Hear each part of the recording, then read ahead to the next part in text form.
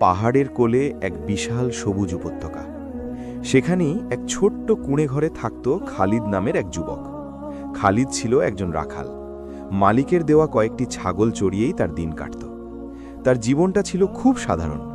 ভোরে ছাগলগুলোকে নিয়ে বেরিয়ে পড়া, দিনভর পাহাড়ের তাজা ঘাস খাওয়ানো, ঝরনার পানি পান করানো আর সন্ধ্যায় নিরাপদে ফিরিয়ে আনা, এটাই ছিল তার রুটিন। তবে এই সাধারণ জীবনের ভেতরেই খালিদের একটা অসাধারণ জগৎ ছিল। যখনই সে একা থাকত, তার মুখে লেগে থাকত আল্লাহর জিকির। সুবহান আল্লাহ, আলহামদুলিল্লাহ, আল্লাহু আকবার। এই শব্দগুলোই ছিল তার একাকিত্বের বন্ধু। প্রকৃতির বিশালতার দিকে তাকিয়ে সে তার সৃষ্টিকর্তার মহিমা অনুভব করত। আসরের সময় হলে কোনো এক পাথরের উপর দাঁড়িয়েই সে নামাজে মগ্ন হতো। তার নামাজে হয়তো দামি জায়নামাজ ছিল না, কিন্তু ছিল বিনয় ও একাগ্রতা। সে মন থেকে বিশ্বাস করত এই পাহাড়, আকাশ, সবুজ চারণভূমি সব কিছুই তার রবের সৃষ্টি এবং তিনি তাকে সব সময় দেখছেন।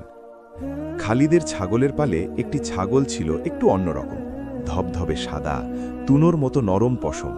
মায়াবী চোখের কারণে খালিদ তার নাম দিয়েছিল বারাকা, যার অর্থ আশীর্বাদ। বারাকা শুধু একটা পশু ছিল না, সে ছিল খালিদের বন্ধুর মতো। খালিদ যখন ক্লান্ত হয়ে গাছের ছায়ায় বসত, বারাকা তার গা ঘেঁষে বসে থাকত। যখন খালিদ নামাজে দাঁড়াত, সে চুপচাপ আশপাশেই ঘুরত, যেন বন্ধুর আনুগত্যকে সে সম্মান জানাচ্ছে। খালিদ তার সামান্য খাবার থেকেও বারাকাকে ভাগ দিত। তাদের মধ্যে এক নীরব ভালোবাসার সম্পর্ক তৈরি হয়েছিল। অন্য সব দিনের মতোই সেদিনও খালিদ ছাগল নিয়ে বেরিয়েছিল।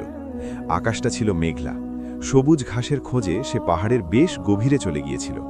এক টিলার ওপর বসে সে আল্লাহর জিকিরে এতটাই মগ্ন ছিল যে সময়ের খেয়ালই রাখতে পারেনি। হঠাৎ মেঘের গর্জন আর ঝোড়ো বাতাসে তার হুঁশ ফিরল।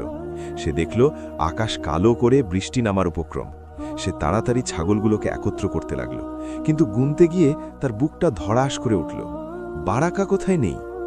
সে বারাকা বারাকা বলে চিৎকার করতে শুরু করল, কিন্তু পাহাড়ের প্রতিধ্বনি ছাড়া আর কিছুই তার কানে এলো না। এক মুহূর্তে তার শান্ত পৃথিবীটা ওলটপালট হয়ে গেল। যে ছাগলটি ছিল তার জীবনের আশীর্বাদ, সেটাই আজ হারিয়ে গেছে। সূর্য পশ্চিমে ঢলে পড়েছে। দিনের আলোর সাথে পাল্লা দিয়ে খালিদের বুকের ভেতর ভয় বাড়ছিল। ঝোড়ো বাতাস আর বৃষ্টিতে চারপাশ ঝাপসা। সে পাগলের মতো এক পাহাড় থেকে আরেক পাহাড়ে, এক ঝোপ থেকে আরেক ঝোপে বারাকাকে খুঁজছিল। চিৎকারে তার গলা ভেঙে আসছিল, কিন্তু সে থামেনি। প্রতিটি পাথরের আড়ালে, প্রতিটি গাছের নিচে সে উকি দিয়ে দেখছিল যদি তার প্রিয় সঙ্গীর দেখা মেলে। কিন্তু রাত নেমে এলো। যে উপত্যকা দিনে তার কাছে স্বর্গের মতো লাগত, সেই উপত্যকাই এখন ভয়ঙ্কর লাগছিল। বন্য পশুর ডাক তার ভয়কে আরও বাড়িয়ে দিচ্ছিল। একসময় খালিদের শরীর ক্লান্তিতে ভেঙে পড়ল, পা দুটো আর চলছিল না। শারীরিক কষ্টের চেয়েও তার মানসিক যন্ত্রণা ছিল হাজার গুণ বেশি। তার মনে হচ্ছিল এই বিশাল পৃথিবীতে সে একদম একা।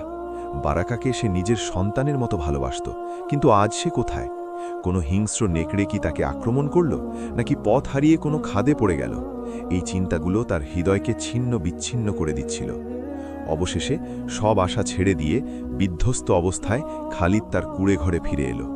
পাল ফিরে এসেছে, কিন্তু বারাকার শূন্যস্থানটা তার বুকটাকে দুমড়ে মুচড়ে দিচ্ছিল। সে ঘরের এক কোণে বসে পড়ল। কাঁদার শক্তিটুকুও সে যেন হারিয়ে ফেলেছিল।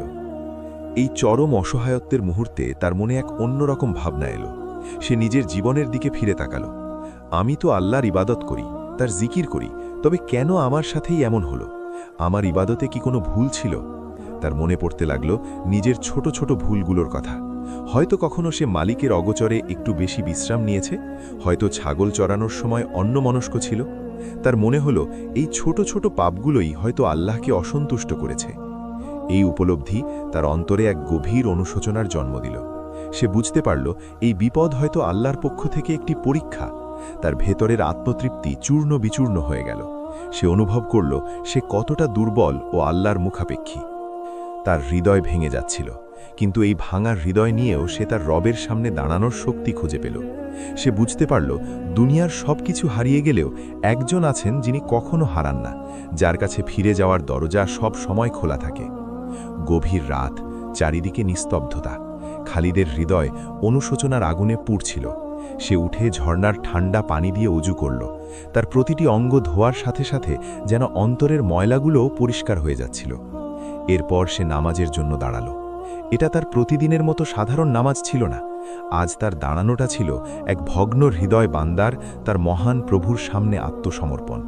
সে যখন আল্লাহু আকবার বলে হাত বাঁধল, তার মনে হলো দুনিয়ার সব কিছু পেছনে চলে গেছে, আর সামনে আছেন কেবলই তিনি, তার রব। সে সূরা ফাতিহা পড়া শুরু করল। ইয়াকা নাবুদু ওয়া ইয়াকা নাস্তাইন, অর্থাৎ আমরা কেবল তোমারই ইবাদত করি এবং তোমার কাছেই সাহায্য চাই। এই আয়াতটি বলতে গিয়ে তার গলা ধরে এলো। সে বুঝতে পারল এতদিন সে হয়তো শুধু মুখেই এ কথা বলতো, কিন্তু আজ সে অন্তর থেকে অনুভব করছে যে আল্লাহ ছাড়া সাহায্য করার আর কেউ নেই। নামাজ শেষে সে সিজদায় লুটিয়ে পড়ল। সিজদা হলো আল্লাহর সবচেয়ে কাছে যাওয়ার মুহূর্ত। খালিদ তার মাথা মাটিতে রাখল, যা বিনয়ের সর্বোচ্চ প্রকাশ। আর এরপর তার সব বাধা ভেঙে গেল। চোখ দিয়ে ঝরঝর করে পানি পড়তে লাগল। সে কোনো সাজানো ভাষায় দোয়া করছিল না, বরং একজন অসহায় সন্তান যেভাবে তার দয়াময় বাবার কাছে মনের কথা খুলে বলে, ঠিক সেভাবেই বলছিল। সে কাঁদতে কাঁদতে বলল, হে আমার রব, হে আর রহমান, হে আর রহিম, আমি এক গুনাহগার বান্দা। আমি দুর্বল ও অসহায়। আমার ভুলের জন্য আমি অনুতপ্ত। দয়া করে আমাকে ক্ষমা করে দিন, হে আল্লাহ। হে আমার মালিক, তুমি তো আল ওয়াদুদ, পরম স্নেহময়। আমি তোমাকে ভালোবাসি। হে আল্লাহ, আমার প্রিয় বারাকাহকে আমি তোমার জন্যই ভালোবাসতাম, কারণ সে ছিল তোমারই একটি সুন্দর সৃষ্টি। সে আমার নিঃসঙ্গ জীবনের একমাত্র সঙ্গী ছিল। আজ সে হারিয়ে গেছে। আমার বুকটা ফেটে যাচ্ছে। হে আল্লাহ, আমি জানি না সে কোথায় আছে, কেমন আছে, কিন্তু তুমি তো সব কিছু জানো। তুমি তো আল আলিম, সর্বজ্ঞানী। যদি সে বেঁচে থাকে তবে তাকে আমার কাছে ফিরিয়ে দাও, আর যদি এটা আমার জন্য পরীক্ষা হয় তবে আমাকে ধৈর্য ধরার শক্তি দাও। হে আল্লাহ, আমার এই দুর্বল অন্তর আর সইতে পারছে না। তুমি আমার ওপর রহম করো। তার দোয়া কোনো সাধারণ আবেদন ছিল না, এটা ছিল এক বিশুদ্ধ হৃদয়ের আর্তনাদ। তার প্রতিটি শব্দ ছিল আন্তরিকতায় মাখা। সে আল্লাহর সুন্দর নাম ধরে ধরে তাকে ডাকছিল। সেই রাতে খালিদ ঘুমায়নি। সে তার জীবনের সবচেয়ে আন্তরিক প্রার্থনা করেছিল। তার হৃদয়টা হালকা হয়ে গিয়েছিল, কারণ সে তার সব কষ্ট তার রবের কাছে সঁপে দিয়েছিল। সে জানে না তার দোয়া কবুল হবে কিনা, কিন্তু তার মনে এক অদ্ভুত শান্তি কাজ করছিল। সে অনুভব করছিল আল্লাহ তার কথা শুনেছেন। রাতের অন্ধকার কেটে গিয়ে ভোরের আলো ফুটছে। খালিদ নামাজের পর ক্লান্ত শরীরে কুড়ে ঘরের দরজায় এসে বসল। তার মনটা আগের চেয়ে শান্ত, কিন্তু বারাকাহকে হারানোর কষ্টটা এখনও আছে। হঠাৎ করেই দূরের পাহাড়ের চোঁড়ার দিকে তার চোখ গেল। একটি সাদা বিন্দু ধীরে ধীরে নিচের দিকে নেমে আসছে। প্রথমে সে ভাবল এটা হয়তো তার চোখের ভুল। সে চোখ কচলে আবার তাকালো। বিন্দুটি আরও স্পষ্ট হল। তার বুকের ভেতরটা আবার ধুকপুক করে উঠল। এ কি তবে বারাকাহ? বিন্দুটি যত কাছে আসছিল, খালিদের হৃৎস্পন্দন ততই বাড়ছিল। অবশেষে সে স্পষ্ট দেখতে পেল, এ তো তারই বারাকাহ।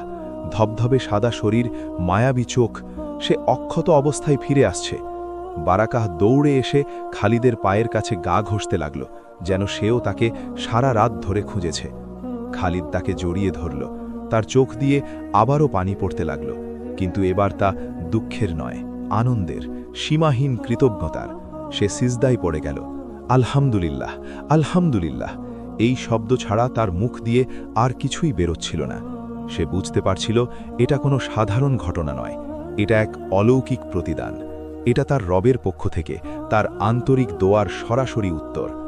আল্লাহ কেবল তার প্রিয় ছাগলটিকেই ফিরিয়ে দেননি, বরং তার চেয়েও বড় কিছু দিয়েছেন। তিনি খালিদের হৃদয়ে তার প্রতি এক অটুট বিশ্বাস ও ভালোবাসা তৈরি করে দিয়েছেন। খালিদ বুঝতে পারল আল্লাহ তার কতটা কাছে।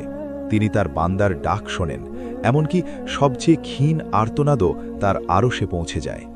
এই ঘটনার পর খালিদের জীবন পুরোপুরি বদলে গেল। সে আগের মতোই রাখালের কাজ করত, কিন্তু তার অন্তরটা ছিল আল্লাহর প্রেমে পরিপূর্ণ। তার প্রতিটি কাজে থাকত আল্লাহর স্মরণ। সে এখন শুধু নিজের জন্য নয়, সমস্ত সৃষ্টি জগতের জন্য দোয়া করত। সে বুঝতে পারল আল্লাহর ভালোবাসা পাওয়ার অর্থ হল দুনিয়ার সব কিছু পেয়ে যাওয়া, কারণ যার সাথে আল্লাহ থাকেন তার আর কিছুর প্রয়োজন হয় না। প্রিয় ভাই ও বোনেরা, আমাদের প্রত্যেকের জীবনেই খালিদের মতো কঠিন মুহূর্ত আসে, যখন আমরা অসহায় বোধ করি এবং চারদিকে অন্ধকার দেখি। সেই সময়ে হতাশ না হয়ে আমাদের খালিদের মতো আল্লাহর দিকে ফিরতে হবে, বিশ্বাস রাখতে হবে যে তিনিই একমাত্র উদ্ধারকারী। এই গল্প আমাদের শেখায় আন্তরিক দোয়া ও অনুতাপের অশ্রু কখনো বৃথা যায় না। আল্লাহ তার বান্দার প্রতি এতটাই স্নেহশীল যে তিনি একটি আন্তরিক ডাকের জন্য অপেক্ষা করেন। আসুন আমরা এমন এক জীবন গড়ার চেষ্টা করি যেখানে আমাদের সবচেয়ে বড় চাওয়া হবে আল্লাহর ভালোবাসা অর্জন করা, কারণ যে ব্যক্তি আল্লাহর ভালোবাসা পেয়ে যায় সে দুনিয়া ও আখিরাত উভয় জাহানে সফলতা লাভ করে। খালিদের এই শিক্ষণীয় গল্পটি যদি আপনার হৃদয়কে স্পর্শ করে থাকে তাহলে ভিডিওটিতে একটি লাইক দিন, আর এমন ইসলামিক গল্প ও শিক্ষা নিয়মিত পেতে আমাদের চ্যানেলটি সাবস্ক্রাইব করুন। আপনার একটি সাবস্ক্রিপশন আমাদের এমন আরও ভালো কাজ করতে অনুপ্রেরণা যোগাবে। কমেন্ট করে আমাদের জানান এই গল্প থেকে আপনি সবচেয়ে বড় কোন শিক্ষাটি পেলেন। হে আল্লাহ, আমাদেরকে আপনার প্রতি একনিষ্ঠ ভালোবাসা দান করুন এবং এমন সব কাজ করার তৌফিক দিন যা আমাদের আপনার ভালোবাসার যোগ্য করে তুলবে। আমিন।